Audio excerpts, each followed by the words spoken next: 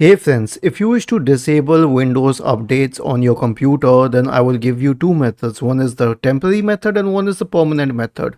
So as for the temporary method, right click on the start button and select settings from the menu.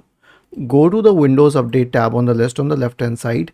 In the right pane, we have this option for pause for 1 week. Click on the downward pointing arrow associated with it and you can select it to pause for 2, 3, 4 or 5 weeks.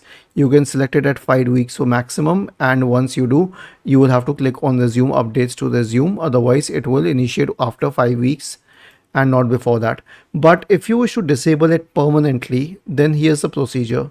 Search for registry editor in the Windows search bar and click on run as administrator in the right pane to open the registry editor window. Now expand it.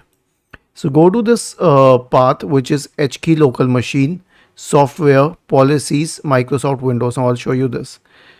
HKey local machine, software, policies, Microsoft Windows.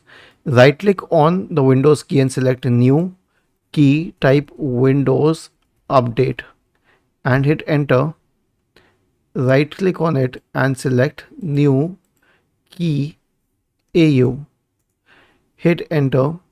In the right pane, select right click in the open area, select new DO 32-bit value, no auto update and hit enter. Now double click on it and change the value data to 1 and click on OK. Does this prevent automatic updates permanently? The answer is till date yes, it does prevent Windows updates permanently, but in future Microsoft can change it because Microsoft really needs you to update your system, and if you don't update your system for a very long time, you can miss on security updates. So I advise against that, and I advise against blocking updates permanently.